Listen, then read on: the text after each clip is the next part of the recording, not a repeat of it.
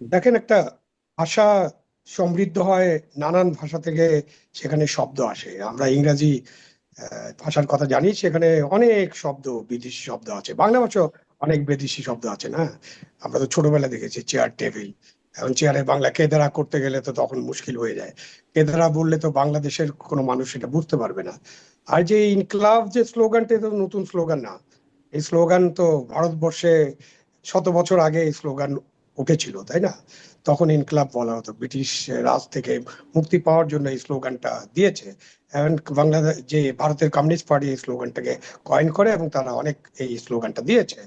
তো আমি ইনকলাব বললো না, জিন্দাবাদ বললো না, অন্য কি বললো, কি স্লোগান দিল, কোন রাজনৈতিক দল কি স্লোগান দিল, এই স্লোগান দেওয়ার মধ্য দিয়ে সেই রাজনৈতিক দলের শব্দ চয়ন বা তাদের ভাষা থেকে তারা দূরে সরে যাচ্ছে না, এরকমটা মনে করার কোনো কারণ নেই। তবে এটা সত্যি যে 24-এর যে অভ্যুত্থান এবং সেই সময়কালে এই স্লোগানগুলো মুহুর্মুহু উচ্চারিত হয়েছে। এবং সেই সময় কিন্তু আমরা এখন ভুলে গেছি যে সেই সময় আমাদের স্বাধীন বাংলাদেশের পতাকা, সেটাও অনেক উড়ানো হয়েছে। অনেকের হাতেই সেই পতাকা ছিল। বহু লোকের হাতেই একটাই পতাকা ছিল, স্বাধীন বাংলাদেশের পতাকা।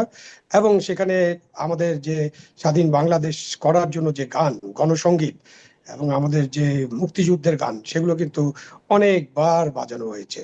হ্যাঁ, এবং অনেকবার অনেকবার বাজানো হয়েছে। তা আমরা এখন যদি পর্যালোচনা করি, তাহলে হয়তো এখন দেখি যে স্লোগানগুলো বেশি উচ্চারিত হচ্ছে, গানগুলো বেশি উচ্চারিত হচ্ছে না। সেখানে আপনি একটা তফাৎ খুঁজে বের করার চেষ্টা করতেই পারেন। তা আমি ছিদ্র অন্বেষণ করতে চাই না, আমি সামনের দিকে এগোতে চাই। আমাদের বাংলাদেশকে সামনের দিকে এগিয়ে নিয়ে যেতে হবে। ছোটখাটো বিষয়ে রাজনৈতিক বিতর্ক করা যেতে পারে, বাট রাজনৈতিক বিতর্ক যেন রাজনৈতিক বিতর্কের মধ্যে সীমাবদ্ধ থাকে। এটা যেন এমন জায়গায় না যায় যেখানে আমরা এখন চরিত্র হনন, ট্যাগিং এসব করতে যাব, সেই জায়গাটা যেন আমরা না যাই। জি।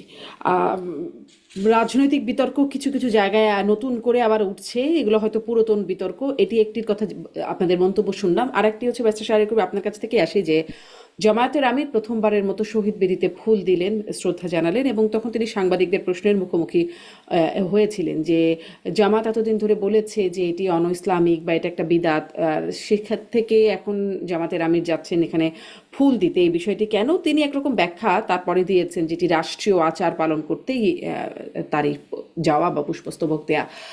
আসলে বিষয়টা আপনারা কিভাবে ব্যাখ্যা করেন, যে এটি কি আসলে মানে আপনাদের জামাতের আগের অবস্থান, বা যে যদি এই অবস্থান কথা জানতে চাই যে শহীদ বেদিতে ফুল দেওয়া এটা কি ইসলামিক নাকি অন ইসলামিক, আগের অবস্থানটা ঠিক ছিল নাকি বর্তমান অবস্থানটা ঠিক? ব্যারিস্টার শরীফ।